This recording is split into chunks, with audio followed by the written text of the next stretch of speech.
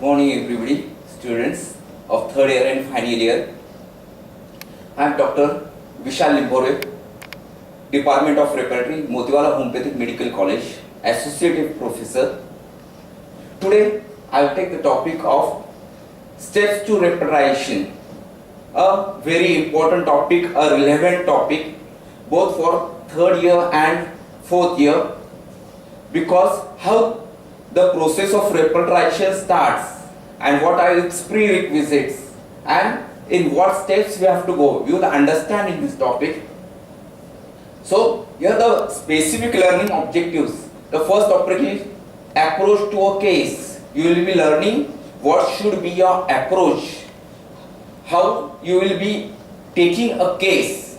This is the first thing. The second objective is learning the process of case, how the processing of case starts, what are again the prerequisites for case processing.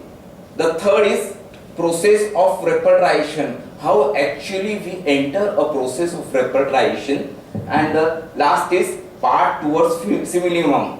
So how you will have to decide a path towards simillimum. So on this specific learning objectives, on these four objectives, we will go towards the topic steps to repatriation.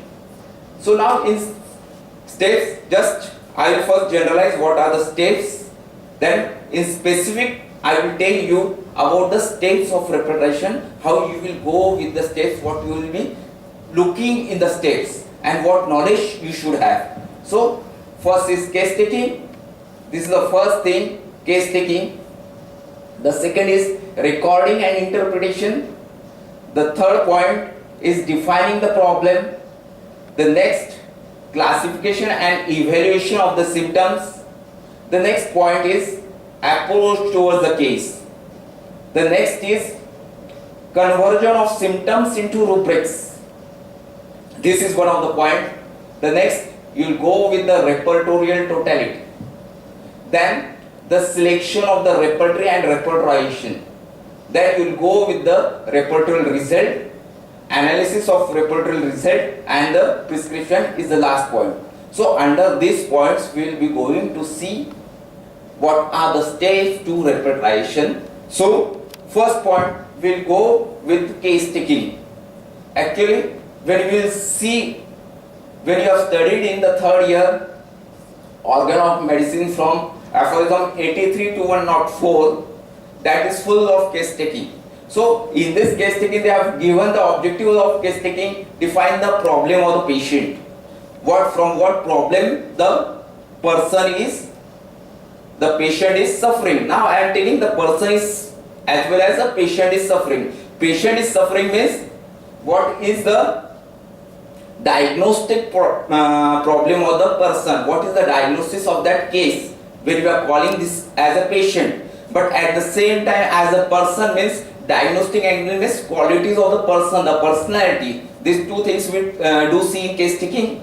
The next is attempt at problem resolution. After defining the problem of the person as well as patient, that is diagnostic angle as well as the personality angle, then we will look at the attempt at problem resolution. Then next is management of the case. When we see of the management of the case, we will go with the what are the measures. It may be an auxiliary measures, it may be you will have to refer to a consultant, it may be you will have to give a physiotherapy. So all are the things in what way you will manage the case. And the last but not the least is the prescribing a simillimum. So with all this you have to prescribe the simillimum. So from this point of view we will be learning the objectives of the case taking. So now next. So the next point after case taking is recording and interpretation. Now when you will see about the recording and interpretation, these 2 points are there. So in this, what is meant by recording? Means I am before you, I am saying the things and all the things are recorded. So whatever I do say exactly in the same way it has been recorded. Therefore, the name recording is given. Now, when I am looking at the recording, the exactness should be there. Now, this exactness was pursued by Dr. Hahnemann, and he told that whatever is the language of the patient, you have to record the symptom in that language. Now, you have to record the symptoms in that language means whatever the patient is speaking in English, in Hindi, in his mother tongue, whatever the mother tongue the person is speaking, in that way only you have to see. In that way you have to record the symptoms. So now not only the language, but his gestures. You have to record his gestures also. At what time the patient is crying, he is laughing, he is giving a smile. So what are the expressions? These expressions are very, very important. So the exactness is there, and without adding our notions. Now, whenever he is giving the meaning, the name, recording this, means your notion should be not there. Notion means your prejudices. What do you feel and you will apply to the patient. No. Whatever is the language, you have to follow the language of the patient. Now next is interpretation. This is about recording. Next he is going towards the interpretation. Now what is meant by interpretation? When you will see about the interpretation, Dr. Hahnemann says that you should have the sound senses to interpret it without any prejudices. Now here whatever the patient is saying, exactly in that way there should be interpreting of that sentence. There should be no additions in this. Now going with the next point of repertory. This is okay, the interpretation I have told, keeping senses intact, sound senses. Next is defining the problem. Now what do you mean by defining the problem? When you are coming towards the case, first of all you will have to exactly do the diagnosis of the case. Diagnosis from the medicine point of view, whatever it is being given in the books of medicine, that diagnostic criteria you should take first, because it is utmost important from the homeopathic point of view, and homeopath can't go beyond the diagnosis. If he has diagnosed the case, then only he can go beyond, his thinking can go beyond to see the person. Therefore, a diagnosis, a medical diagnosis is very, very important. And next, when you will see the medical diagnosis, automatically you will see the patient as a person. What is the personality behind that patient? Today that patient have come, that person have come with a patient. Means he is depicting you as a patient, he is having some symptoms and he wants relief and he should do his natural work. So what was this person behind this patient before coming to you? This also you will have to see this. So this is the diagnostic point of view as well as patient as a person.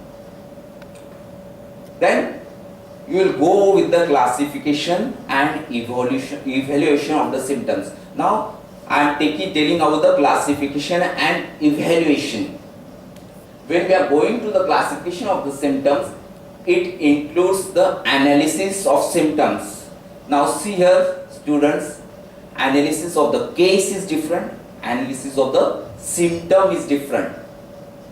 Now when I am doing analysis of symptom, exactly what you are doing? Analysis of components of that symptoms. A symptom, Dr. Boningasan have told the definition of symptom. A symptom consists of location, sensation and modality. So these are the 3 points. Location is one of the component, sensation is the other component, and the third component is modalities. Location, sensation and modalities. And with this you will have to see this. So actually when we are analyzing the symptoms, you are going with which type of symptom it is. Whether it is sensation, in that sensation, whether it is mental general, whether it is physical general, whether it is particular, whether it is characteristics particular, whether this is diagnostic symptoms with more intensity. Now remember here that diagnostic symptoms with more intensity may become a characteristic symptom. So this study, the study of symptomatology you should have, and with this study of symptomatology you can analyze the symptoms. So the knowledge of symptomatology is must for the analysis, or you may say the classification of the symptoms. So, and the next you go with the evaluation. Now this is the main point. Who will evaluate the case? Who is the person who can properly evaluate the case? Now remember, a person, a physician who is taking the case is a proper person who will evaluate the case, or the 2 doctors, 3 doctors who are observing the case, that doctors can also evaluate properly, because he knows the gestures of the patient, the way in which the patient is telling.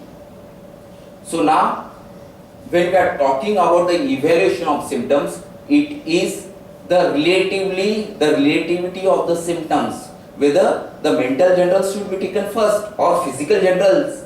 So in the case, whatever the importance the patient is giving, and you are acknowledging that importance, that is also important. You should acknowledge the importance, then only you can say that no, in this case the physical generals are more important, which I have got, or the mental generals are more important, or the maybe one of the characteristics particular, it is very important, it is something characterizing the case.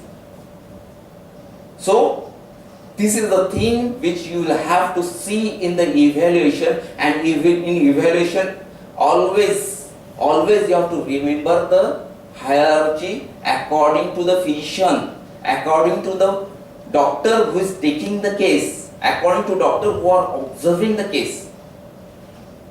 Now in this hierarchy also you will have to give your mass 1, 2, 3 in your case taking. So the basic of case taking here again comes, will have its importance in evaluation.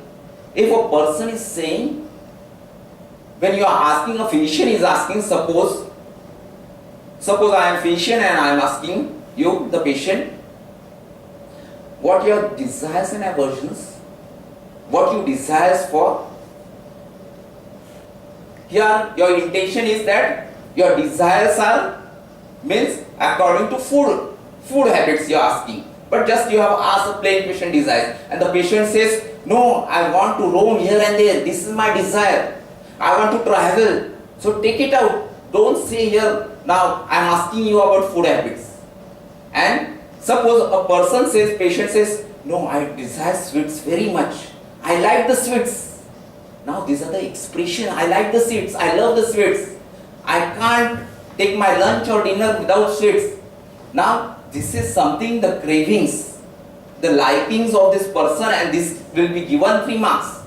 And when the person says, doctor, sweet desires,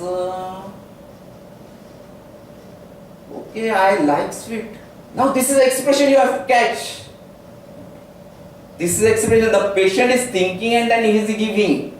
So this is not a prompt expression, so 1 mark you have to give. Because why you will have to give the markings? Because you will forget after the case taking that you have given this mark, the person have said this and that, therefore you have to write 1, 2, 3 marks, and that in the evaluationary order you have to see which symptoms according to perspective symptoms is giving an hierarchy. So now going with the evaluation, after an evaluation what you will have to do. So after the evaluation, the next is approach towards the case. Now when you are discussing about the approach towards the case, we should know the 3 philosophies, Kant's philosophy, Boningson's philosophy, and Dr. Boger's philosophy. So these 3 are the stalwarts. They have written the basic repertories, Dr. Boger, Dr. Kant, Dr. Boningson. So whenever you will know this philosophy, whenever you will know their logic, then only you can take the approach. So a case will decide, a case which is coming will decide which is the approach. So when a case is showing the particulars, it is showing the generals, and you will not find more mental symptoms, or they are not prominent, or maybe according to Dr. Boni Hassan, a physician is an average physician and he is not able to take the mental symptoms. So on the physical generals only, you will have to, on your characteristics particulars, you will have to go approach towards the case with the Boni Hassan's approach. And if you will see that the person is giving you physical generals, but as well as his mental faculty is elaborated, or the physician has elaborated his mental faculty, so why shouldn't I take a Keynes approach? Here the philosophy of Keynes you have to apply, and you will have to go with the approach. The next is Dr. Boger's approach. Now, when I may not have, now see, Dr. Boger was a student of, follower of Dr. Boni Hassan and Dr. Kate. So here he have taken at the base level while doing his repertory, while constructing his repertory, the basics of Dr. Boni Hassan, but also he didn't neglected the others, that is Dr. Kate. So he used to follow in his system the mental symptoms also importance. But now what he have added? He have added the philosophy of Dr. Boni Hassan as well as Dr. Kane, plus in addition his self philosophy is adding about the pathological generals, about the clinical rubrics, about the time modalities, about the causation which Dr. Hahnemann have already told, but he have reflected it in more particular manner. In more refined way he is explaining Dr. Boger. So here when you are taking the approach of Dr. Boger, it should include the clinical rubrics, clinical symptoms. It should include the pathological symptoms, the pathological generals.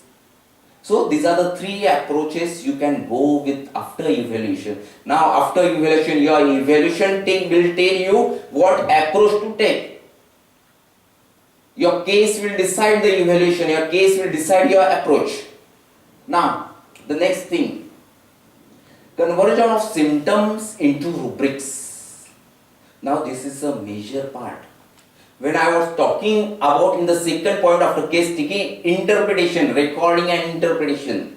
Here the interpretation comes, where now the interpretation should be exactly. If you don't do the exact thing, you will not get the case. You will not get the full form where to go, and you will not choose the simulum, the proper simulum, and you will be in the sea, in the ocean. Now here you will have to see about the conversions of patient's language into repertory language. Now this conversion of patient's language into the repertory language is nothing but it is called as a rubric. So handle it with care when you are converting it.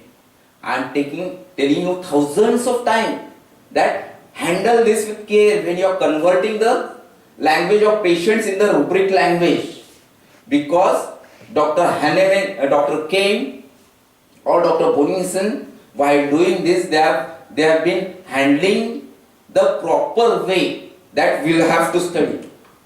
Next, repertorial totality. Now here I am not talking about the which totality, I am talking about repertorial totality. I am not talking about totality of symptoms. Remember, a totality of symptoms is different. When you are evaluating the symptoms and when you are not repertorizing, when you are not converting into rubrics, then the side way goes with a non-repertory approach. After evaluation, directly automatically you can go with a Mater Medica image with this symptom, with this totality of this symptom, with this congruent symptoms, and you with the image of Mater Medica directly you can give the remedy. That is non-repertory approach. I am here talking about the repertory approach, and when I am taking the rubrics, I am converting into rubrics. The totality of rubrics which I am forming is repertorial totality. So the name here, when I am talking of totality, repertorial totality means totality of that rubrics I am taking it. And This is the presentation of rubric will be as per your approach, which approach you are taking. So automatically the approach will be, if you are taking a Keynes approach, the mentals will be at hierarchy than physical generals. Then at last there will be characteristics particulars. Now when I am saying that the mentals will be at hierarchy than the physical generals, but it is not a watertight compartment that the three things should be in the linearity only. When you find that physical general is first, then the mental general is giving importance, you can do it. So Dr. Kane also say that it is not a watertight compartment. According to case what the symptoms you are getting, you will have to see this. But physical generals, mental generals, they will have an hierarchy in the Keynes approach. When I am going with the Bonnigson's approach, automatically I will take the physical generals, the causative modalities at the hierarchy. The causative modalities may be a general modality, particular modality, and the mental symptoms I will keep it to differentiation in Bonnigson's approach, because Dr. Bonnigson says that there are problems, hurdles from the physician's point of view also and the patient's point of view. Whether the patient is saying the reality, you don't know, or the physician may make the mistake in interpretations. So let we keep the mental symptoms aside and let us keep in the hierarchy at the last, so that we can differentiate the remedies. So this is Bonnigson's approach, and afterwards the approach comes of Boger. So Boger is going with all the both approach, maybe mental general, physical generals, causative modality, pathological generals are important, clinical rubrics, because Dr. Boger believes whatever is in the mind, that is reflected in your physicals. Those, therefore, as mind is important, therefore physicals are also important. And mostly Dr. Boger goes in a Bonnigson's way, the physical generals or whatever the physicals you are looking, give them importance, because with your five senses you can look at this. So next, so here in repertory totality there is presentation of rubrics as per approach, and here there is restructuring of rubrics. Now when I say about restructuring of rubrics, I mean to say that I am going in repertories, which repertory gives a proper rubric, proper remedies. Now when I am talking about the rubric should be properly defined, and that repertory I will take it. Now initially nowadays you will see about the students about the home path.